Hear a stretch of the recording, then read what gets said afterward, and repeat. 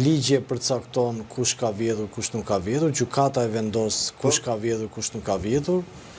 Nuk mund të jetë kjo mundësi që t'i fusim të gjithë në një thes, ka politikanë cilët kanë bërë mirë, ka politikanë cilët kanë bërë gabim, edhe vetë mes tyre politikanëve që ne analizojmë gjatë gjithë kohës, dhe ata kanë veprat e mira të tyre, kanë dhe veprat të cilët i kanë bërë dëm shoqërisë shqiptare, kështu që nuk mund ta shikojmë bardhëzi.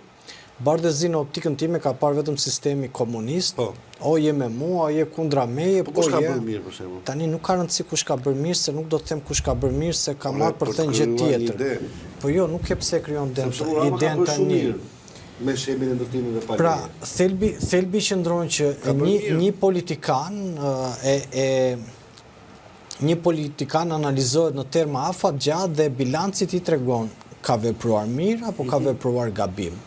Pastaj, që ne mund t'ja ta shohim si hajdut, si njerëz cilët e kanë shkatruar vendin e këto, do duhet koha na japi si përgjigje. Ajo se çfarë mendoj unë, sisteme totalitare që janë në përgjithësi ekstreme. Ne që themi janë hajdut, e bën opinionin publik, ne jemi gazetarë, ne flasim mbi premisa dhe fakte. Përse opinionin publik, po ta pyesësh, thonë që janë gjithë hajdut, tani ne s'ja ndryshojmë dot me njerëzit që ata vidhen, ato thonë se jo, nëse dhe i pandem shumë e bukur për këtë që po mos kishte hajdut dhe ishim se zgjidhje. Ora vidhen shqiptarët apo jo normale? Vidhen shqiptarë dhe janë vjedhur gjatë kohës, nga klasa politike janë vjedhur. Se ti ke dhe atë pjesën që nuk është se këtë e mohon njeri, por neve, unë kur flas që të merre me emra, kur unë mund t'i them një politikani hajdut, duhet të ketë një vendim gjykate që e vërteton që ky njeri ka vjedhur. Pra, mund të bëjmë deduksionet se si ngjarje të çojnë drejt këtij vendimit, por unë nuk zgjedh në asnjë moment që t'i përcaktoj një njeriu pa ja përcaktuar një vendim gjykate. Kështu e kam zgjedhur në etikën time. Tani të rikthehem pak tek përgjimet që kanë dalë midis Ervis Berberit dhe zonjës Balluku. Janë përgjime të cilat lidhen me denoncimin që ka bërë zoti Ahmetaj për tunelin e Llogaras, një tunel i cili të paktën sipas zotit Ahmetaj janë shtuar 50 milion euro dhe kanë kaluar te një kompani turke. Në përgjimet që dalin midis zëvendës kryeministres së Shqipërisë dhe ish-drejtorit të ARSH-s, tregojnë që këta kanë vepruar, pra çdo gjë veproi me një dorë të hekur të zonjës Balluku, ata informonin për çdo gjë, dhe mbi këto premisa dhe mbi këtë situatë më pas ti shikoje dhe analizoje që dhe në këtë pra ka indicie që tregojnë që denoncimi i Ahmetajt ka të dhënat e veta të plota. Kështu që në këtë pjesë dhe vetë zonja Balluku kur fliste për të takuar turqit, në anën tjetër tregon se si zonja Balluku e orienton dhe Ervis Berberin dhe i thoshte që nga vendimarrja pasi emëroi drejtor të ARSH-s, vendimarrja jote thoshte do ndikoj dhe për rrugën time politike, por edhe të interesave që ne përfaqësojmë. Dhe duket se në këtë moment është dhe një pjesë që kanë dalë në përgjime që lidhet tashmë që fijet mund të çojnë te Rama. Kjo është panorama e parë e kësaj ngjarje. Dhe lidhet me faktin që tashmë në gjithë situatë, në gjithë panoramë të ngjarjeve dhe zhvillimeve, vetë kryeministri Rama duket sikur është në një pozitë shumë të vështirë.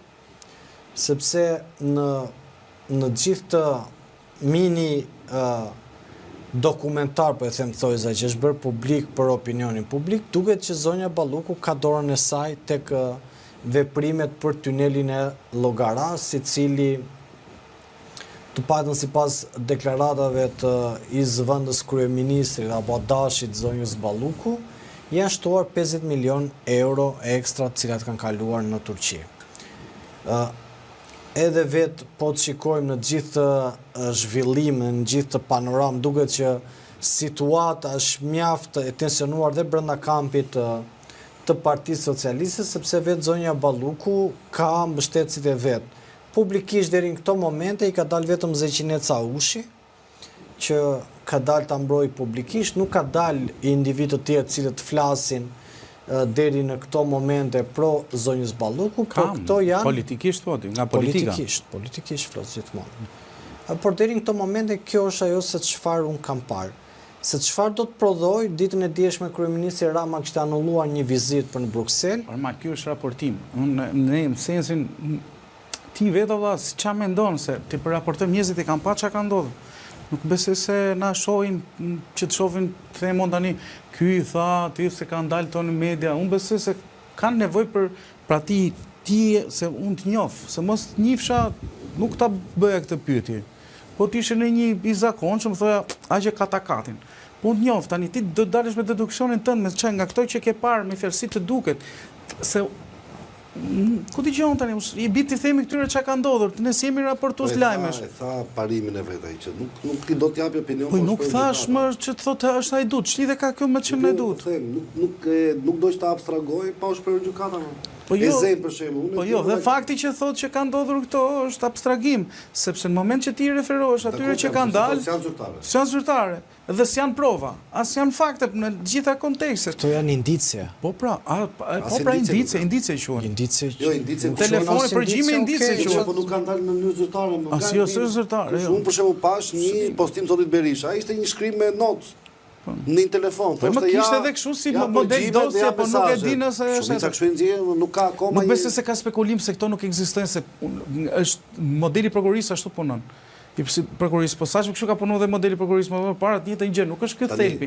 Thelbi është që unë dua fragime më se nuk është asnjë saktë 100%. Që është fakt përgjimi. Ore edhe ta ketë bërë zonja, orë zonja ta ketë bërë, nga mjesi deri në darkë. Se këtu është që këtu ndahemi ne nga raportuesi. Asë diskutojmë. Ne dalim për zonë opinion. Se problemi është të tregojmë njerëzve që çfarë shihet pas daljes mesazheve. Të tregojmë se çfarë shihet mbi qëllimi i mediave kryesisht, qoftë të majta, qoftë të djatha që nxjerrin tokë fjalë që jo palloshi